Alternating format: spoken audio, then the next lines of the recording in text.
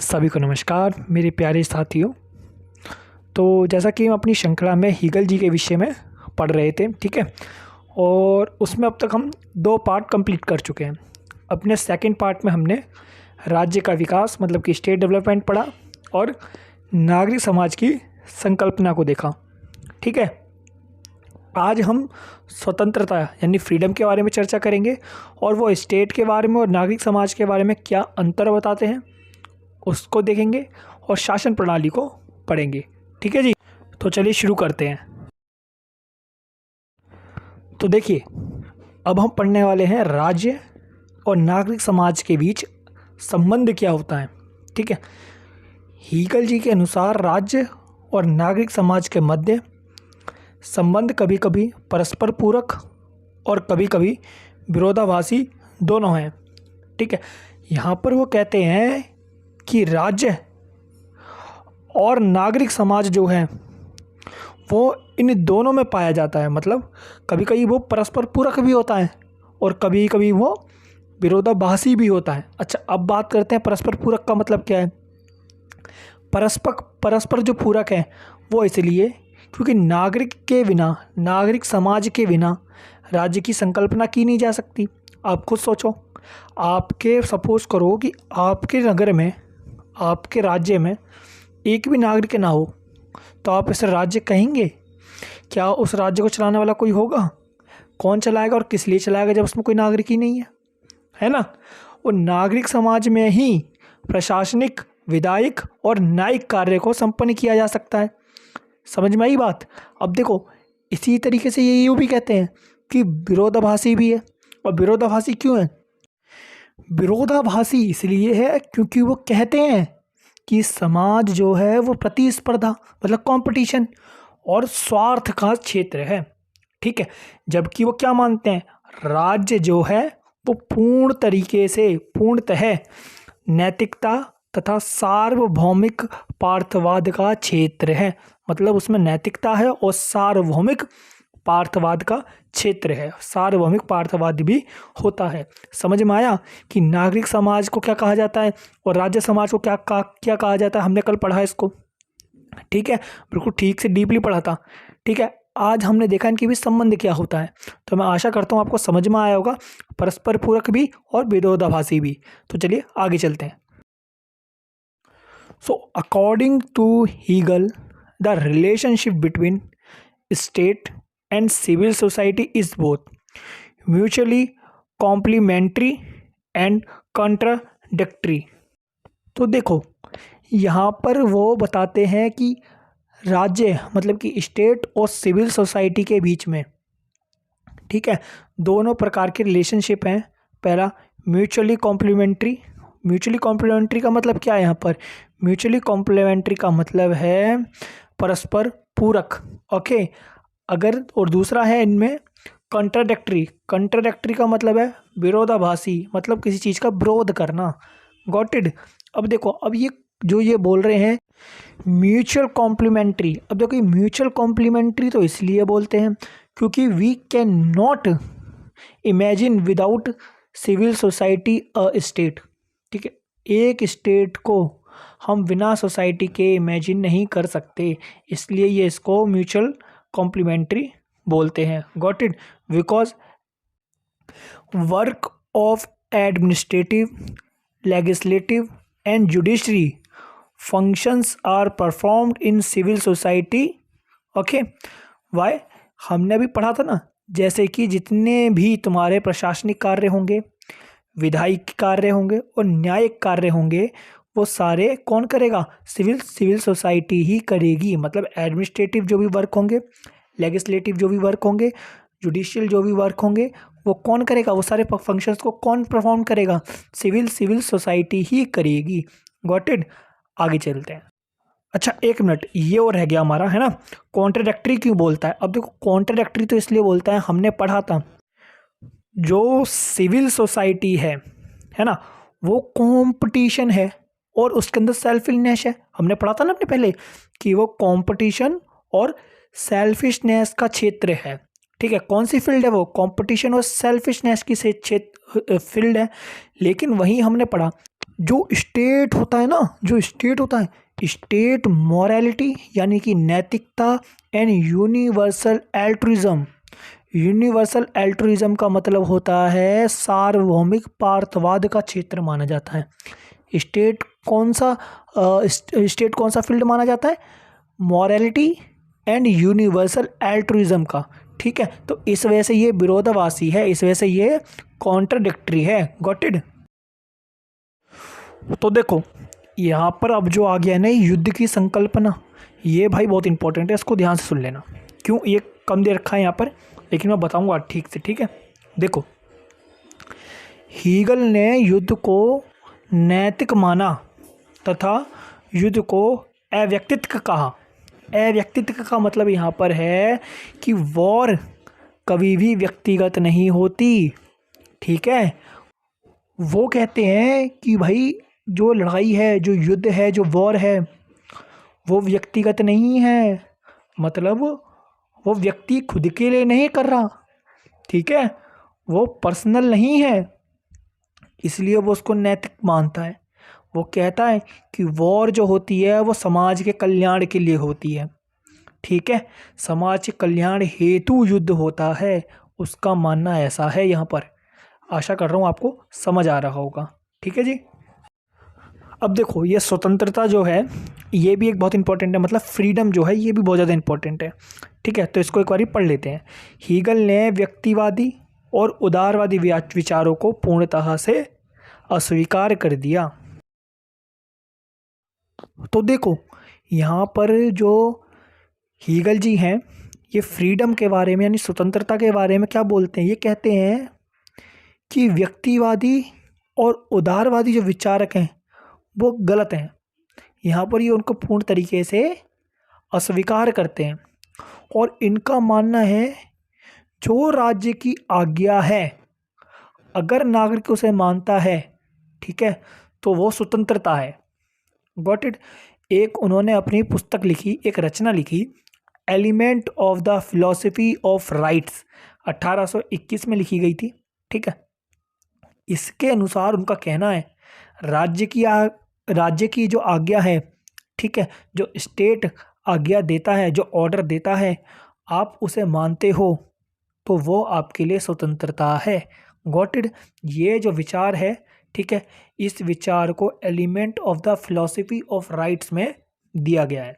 ठीक है, और हीगल जी की जो स्वतंत्रता है ना वो सकारात्मक स्वतंत्रता है। कौन सी स्वतंत्रता है?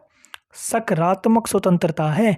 और हीगल जी ने स्वतंत्रता की मांग के कारण 1779 की मतलब 1789 में जो फ्रांसीसी क्रांति की गई थी, ठीक है, जो फ्रेंच रेवोल्यूशन किया गया था, उसकी भी आलोचना की है। Got it? अब देखो उसने उसकी आलोचना क्यों की है? फ्रांसीसी क्रांति जो है फ्रेंच रेवोल्यूशन की आलोचना क्यों करती है, उसका क्रिटिसाइज क्यों किया है?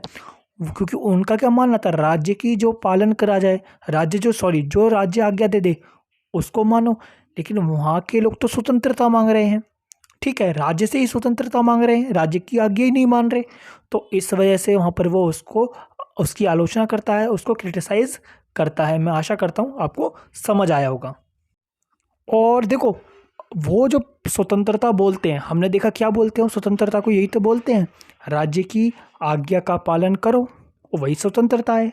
तो मतलब यहाँ पे स्वतंत्रता से अभिप्राय है सामाजिक कर्तव्यों के रूप में तथा व्यक्ति की स्वतंत्रता का संरक्षण, ठीक है, और वृद्धि समाज की वैधानिक और नैतिक संस्थाओं के द्वारा की जाती है। यहाँ पर एक क्या बोल रहा है? ये बोल रहा है कि सामाजिक जो कर्तव्य हैं, ठीक है, उस रूप में आप स्वतंत्रता को देखते हैं और व्यक्ति की जो स्वतंत्रता का संरक्षण और वृद्धि जो समाज की वैधानिक और नैतिक संस्थाओं के द्वारा की जाती है। ठीक है, मतलब स्वतंत्रता का संरक्षण, जो व्यक्ति की स्वतंत्रता है उसका संरक्षण और उसकी वृद्धि, मतलब जो समाज में रह रहे हैं लोग उनकी वृद्धि जो वैधानिक और नैतिक संस्थाओं के द्वारा की जाती है। ठीक है, हीगल जी हैं, उन्होंने व्यक्तिगत स्वतंत्रता का विरोध किया है और इसी कारण वो वहाँ पर फ्रांसीसी क्रांति की आलोचना करते हैं, उसको क्रिटिसाइज करते हैं। Got it? मैं आशा करता हूँ आपको समझ आया होगा। तो चलिए आगे चलते हैं। सो देखो, मैंने अभी आपको बताया कि वॉर ऑफ कॉन्सेप्ट में जो हीगल जी हैं वो टोटली वॉर को मॉरल कहते हैं, उसको नैतिक मानते हैं, उसको मॉरल मानते हैं। और वो कहते हैं जो वॉर होती है वो इम्पर्सनल है। मतलब इम्पर्सनल मतलब जिसका व्यक्तिगत कोई भी रूप ना हो, ठीक है, वो व्यक्तिगत वॉर नहीं होती है। वॉर जो होती है वो समाज की भलाई के लिए होती है, सोसाइटी की भलाई के लिए होती है। Got it?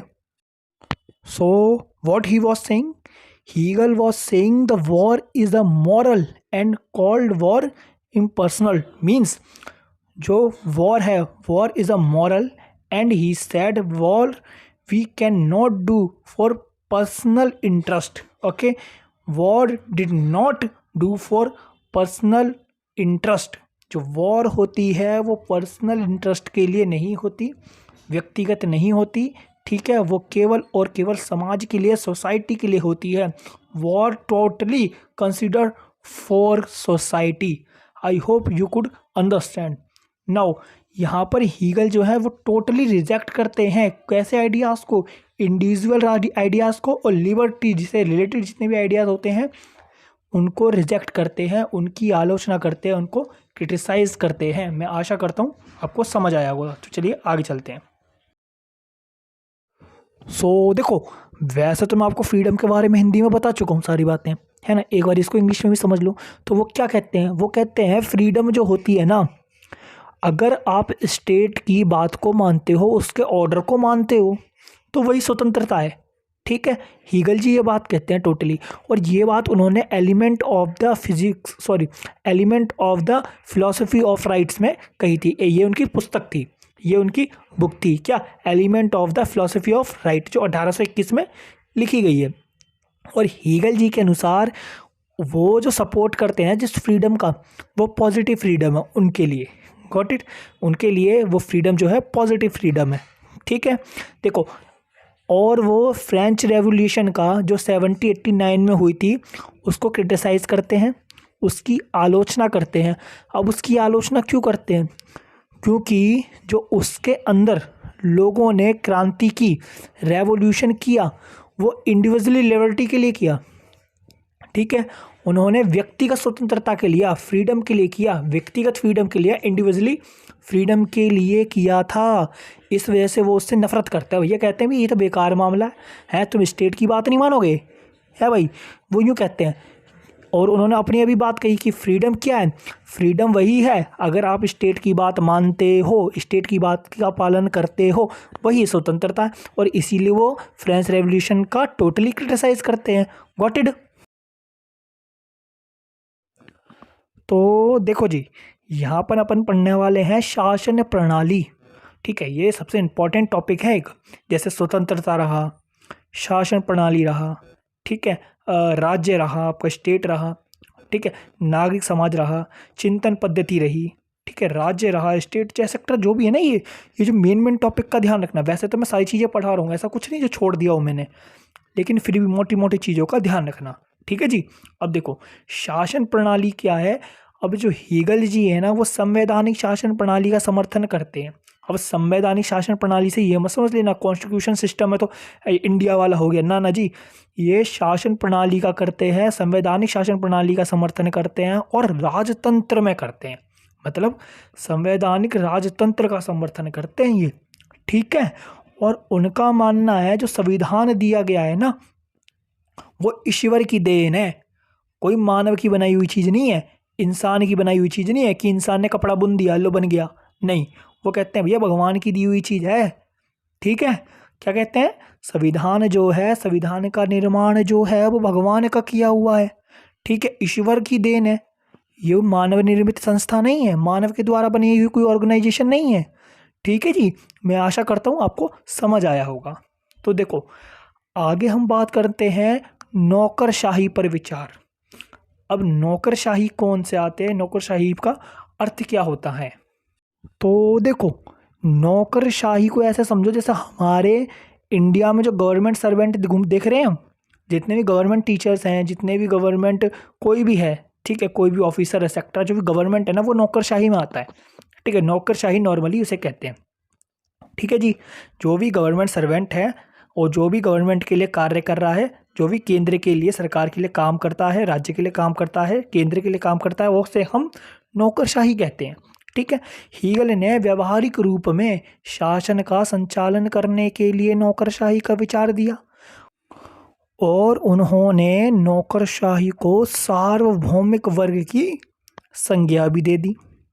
उनका मानना है कि नौकरशाही के वर्ग में वे लोग आएंगे जिनमें कुछ जन्मजात के गुण होंगे। ठीक है। और उन्हें प्रशिक्षण भी दिया जाएगा। तो यहाँ पर देखो, जो नौकरशाही का विचार है, इसमें हीगल जी कहते हैं कि अगर हमें व्यावहारिक रूप में शासन का संचालन करना है तो उसके लिए नौकरशाही बेस्ट है जी, वो ऐसा मानते हैं। ठीक है। और उसके साथ में नौकरशाही को वो सार्वभौमिक वर्ग की संज्ञा भी देते हैं। ठीक है।